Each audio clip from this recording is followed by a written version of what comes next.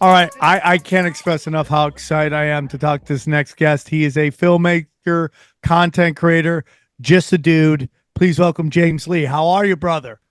I'm doing good. Thanks for having me on the show.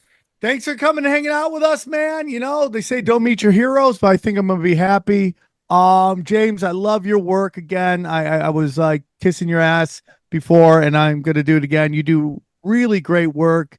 You're so important. I love all your videos. For our listeners who may not be familiar with you, can you tell us a little bit about yourself and where our listeners can find you? Yeah, thank you for that very, very kind intro. But yeah, just a little bit about me. I'm an independent journalist. I look at stuff online. I try to distill it down to maybe 1 to 3 minute packages, just things that, seem a little bit off, or they tell you it's A, but, maybe there's really B that is going on. Then I also do some longer form kind of mini documentaries that are 15, 20 minutes long, and those are on YouTube. But basically, you can find me on any platform, Instagram, TikTok, X, YouTube, and the handle is all the same. It's 5149 James Lee, 5149 James Lee. Why 5149? That's a good question. So, try to make a long story short. It was my buddy that came up with that nickname for me because he basically said this is when I was going to business school in New York, and he said that, man, you're saying a lot of crazy stuff in class. Like I think 51% of the people probably find it all right, 49 extremely offended. So I'm just like basically towing the line between in between what I'm allowed to say, what I'm not allowed to say. And he's like, you're usually right, but sometimes you're also wrong. I love that. That's a great description of that. That was really great. So we've had Ian Carroll on, and you know, I was talking about like, within our industry or our genre, whatever you want to call it, they'll always be like controlled op. And I was like, you know, where did this Ian Carroll guy come from? And of course, all the women fans of the show were like, he's been on TikTok forever. Calm down. So I brought him on, and I was like, I made apologies to him that I was like, and he even said it before I finished my sentence. And I'm a huge Ian Carroll fan. But I've been able to watch almost grow from like almost like just a couple hundred, I feel, followers on Instagram. And maybe you started on TikTok as well. But I remember watching your early stuff going, why is this guy, his content not like bigger and stuff like that? So it's been fun to watch you grow. Did you start on TikTok or were you always on Instagram at the same time? No, I actually first started on YouTube. This is like 4 years ago when I was still working in the industry as a consultant. I was a management consultant, like everybody is coming out of business school. And then COVID hit, and then I was just making some videos on YouTube.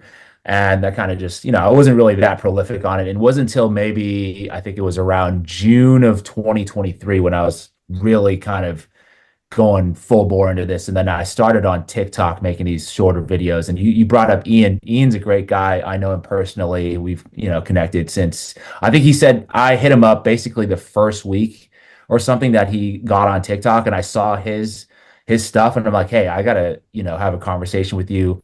Because I'm also a contributor to the show Breaking Points, if anybody's familiar with Oh yeah, that. I love that Mhm. show. Yeah, absolutely. So I was like, let me get you on as a guest. So basically, then we started to kind of communicate back and forth. I met him a few times. Great guy.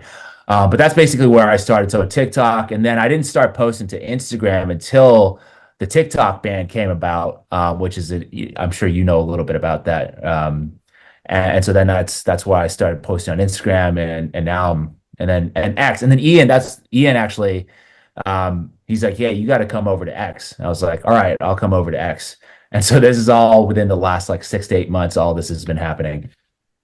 So, what is your thoughts on Elon Musk? I like it. Listen, I have another podcast called Broken Sim, and me and Johnny, the white guy, we do this show together. And I was talking about how a lot of the people in my group of comedians seem to be putting a lot of eggs into Trump's basket. And I'm kind of like, I would be very hesitant of that. I am hoping for the best, you know, expecting the worst, praying for the best. Because I'm 52 years old and I've yet to have a president let me down. So, Okay. You what don't look is? 52, by the way, if I could Thank you, just say buddy. that. I appreciate that. But Elon Musk, what is your take on him? Can we enjoy what X has done, or should we be very concerned about what this is leading to? I mean, as I like X, I think it's the freest social media platform that we have. So in regards to that, I don't see any problem with that. I know the mainstream they do have a problem. I saw the other day, who was it? Some guy, I think it was the Axios guy, the CEO of Axios, said that this is not the media. You guys, he was going off on X, but I think that's because they're kind of losing power in terms of the traditional media, their ability to shape the narrative. So I don't see an issue with X, continuing to grow. In terms of like my personal feelings about Elon, I think a guy with that much power, you always have to, you have to be willing to hold him accountable and follow the developments very closely. But I think he's kind of a net positive for society. I think he's done a lot of great things.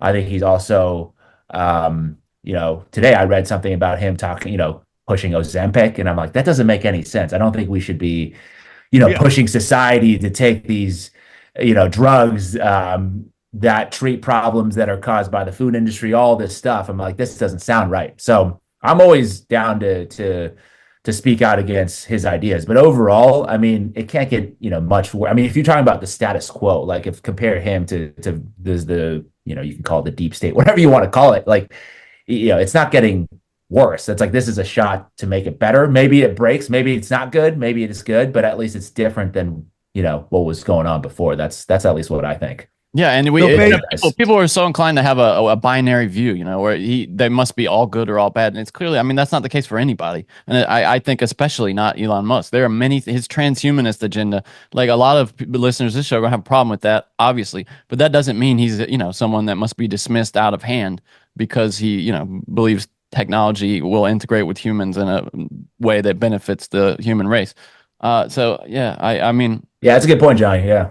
there's some complexity to humans. I know I'm not revealing anything there, but it's I don't know. I just, on X especially, you see a lot of people that just there are these disqualifiers that people carry around, and if they encounter someone with holding one of those beliefs, then they just dismiss them out of hand. And I think we have to be a little more discerning than that. Yeah, the binary way to view things is always sort of the easiest because it's like the most simplest story to tell, right? Because in essence, we're trying to, in working and doing journalism, like we're all trying to tell a story in the end. And sometimes when you break it down into these binaries, like that's what happens. But I try to at least inject a little bit more nuance and say, hey, this is maybe overall good. There are some downsides to this, and then you guys, go out there and do with that information what you will. I believe everything should be issue to issue. Someone could have on one issue you totally agree with them. On the next issue, you totally disagree with them, and that's fine. And then you push to try to get what you disagree with, not pass or more information out so the public knows that. I feel that Twitter is YouTube at the beginning, where it was Wild West. People are talking about everything that made YouTube so great for so long before Hillary Clinton came and destroyed everything with her desire for power and to be the first female president. But I do believe that Twitter has done a great service to humanity. I believe that the First Amendment is the most important, to me, the most important law in the world. That it is saving not just our country, but everyone all over the world is able to hear the truth through whatever VPN they might get for their country and stuff like that. So we must defend it at all costs. At all costs. With your research, you ever find yourself getting blackpilled? What do you mean by that? Like, do you ever get to the point where you're like, there's no hope? Um, no, I don't feel that way, actually. I think you always have to have hope because as soon as you lose hope, you literally stop doing everything. You just say, I'm just going to veg out and just wait for, the collapse. No, that's the reason why I'm continuing to make content every single day, or I try to do things every single day, is because I think there is hope. There is hope in terms of like the collective knowledge that we're gathering. I think there is a potential to really change how information is accessed. Like I think never before, even if you look at 10, 20 years ago, we didn't have the same access. And here, I mean, at least in this election cycle, everybody saw mainstream media does not have the same amount of ability to control the narrative anymore. They just like nobody's really listening to them anymore. And I was listening to Tim Dillon. I'm sure you guys know him.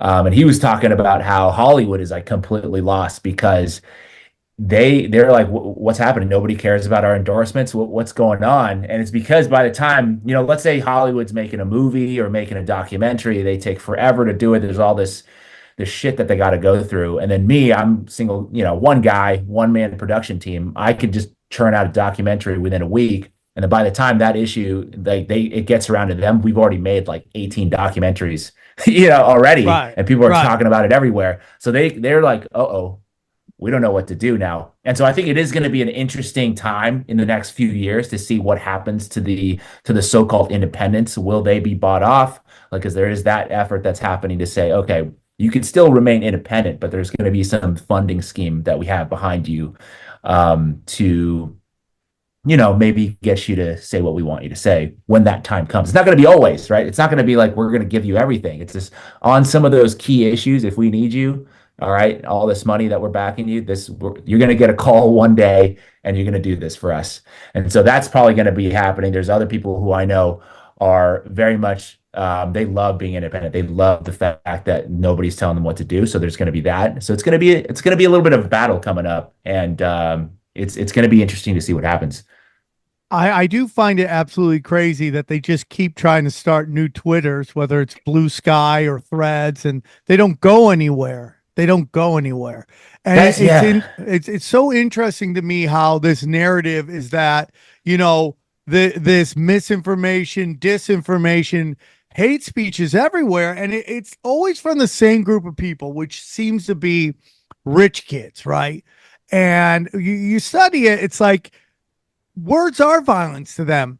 Words are violence because it's the first time they feel any kind of consequences for their actions. So some like Sam Harris can go off on Rogan and all these and the internet and Twitter because it's the first time in his life he's actually felt blowback for any of his actions. They born into the best hospitals, going, living behind gated communities, going to these really great private schools, getting juiced into like Ivy League schools, getting jobs at wherever they want because they're so juiced in that the first time ever they actually hear pushback to their ideas. Like so many of these people that get so angry at podcasting and get so angry at Twitter and content creators and the do your own research people tend to be rich kids who have enough money to kind of live above the fray that they're allowed to just kind of fantasize about this world that they want to live in because they have so much money. They can just kind of have a play date with other rich kids and never actually feel real life consequences. Do you have any thoughts on that? Yeah, I mean, interesting that you brought that up because so I went to school in New York. I went to NYU for business school, and it's very much a liberal crowd there. And it's weird because it's like they're after graduating, we go on and do some crazy evil shit in the business world, right? Whether it be like private equity or Wall Street or whatever. We don't mind bankrupting everybody, but we can't talk about any, if you just use the wrong pronouns, then you're basically canceled. But there was, and actually I didn't know this until I was graduating, but a couple of the guys I was hanging out with, who did the same internship as me, there's apparently some sort of secret Republicans club at NYU where like it's just like a secret text group that they had, and I remember I was having dinner with them, and this is when we were about to graduate, and I'm kind of the middle road of the issues because I kind of see both sides. I'm very open to new information, so I wasn't in that bubble, and also I didn't grow up there, so I entered that space without that type of like indoctrination. So then they were like, oh yeah, you good, man. Like you're one of us. I was like, I'm not really sure if I'm one of you guys, but I'm certainly, I don't feel at home anywhere near. But I just wanted to bring that up as a funny anecdote to say, like, yes, there is like this thing where it's like you have to keep it on the DL just because you have a different Yes. viewpoint. It's Yes. bizarre. It is bizarre. And it's very weird that to me, what would basically be seen as old school liberalism, which to me is just really common sense. Like the notion that the law should be applied equally to everybody. Everybody should be able to live their lives as long as you're not hurting other people, and particularly children. You should be able to live your life. Now, I'm a religious guy. Johnny and I'm not sure what Xavier is, but we love Jesus. That, not to get into too deep into that, but I have my own beliefs here. But when it comes to the law, I believe the law should be applied equally to everybody. And even if maybe necessarily that goes against maybe my religion at certain moments, it should be applied equally to law. But to some people, and particularly the progressive left, that is hate speech. And that is I am an old school liberal. I can hang out with anybody. I love everybody. But to the progressive left and many of my peers in Hollywood, I'm a conservative. I'm a crazy conservative. In reality, I'm the farthest thing from it. And I have no problems with conservatives because I think they're important too. I think both the progressive and the conservative play an important role of a kind of playing off each other. This understanding that, like, maybe some new ideas aren't bad, but also old ideas aren't bad too. So it's kind of this play off together.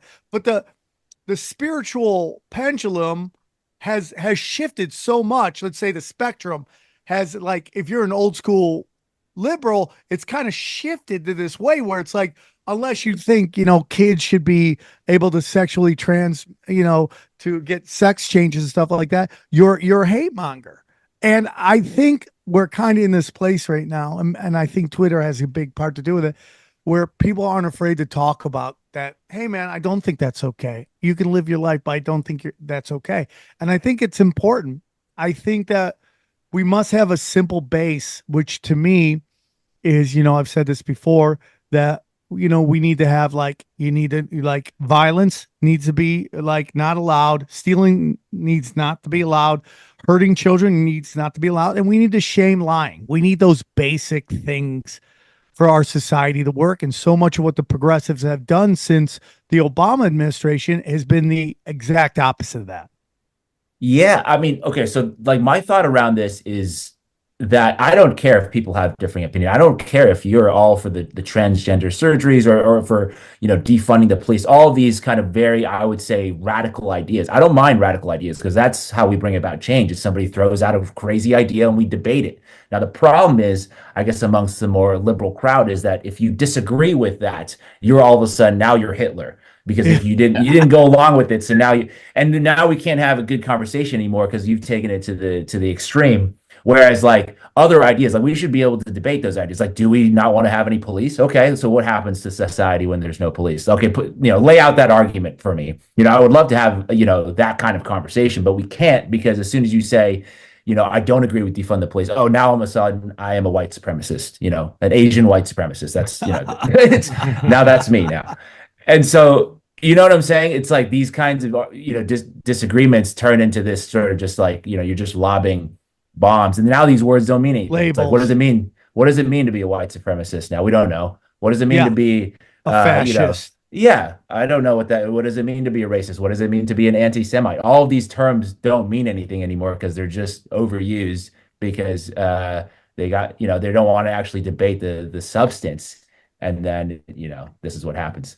Well, for me, dude, it's like I do stand up and I'll have hecklers yell I'm racist. And I'm like, so? Because I'm not a racist, but your terms don't mean anything to me. You've completely diluted that term. That term, like when you think about what it used to mean, what it means now, just means you don't like what I'm saying. So you're going to try to scare me into shutting up. And I just don't think that.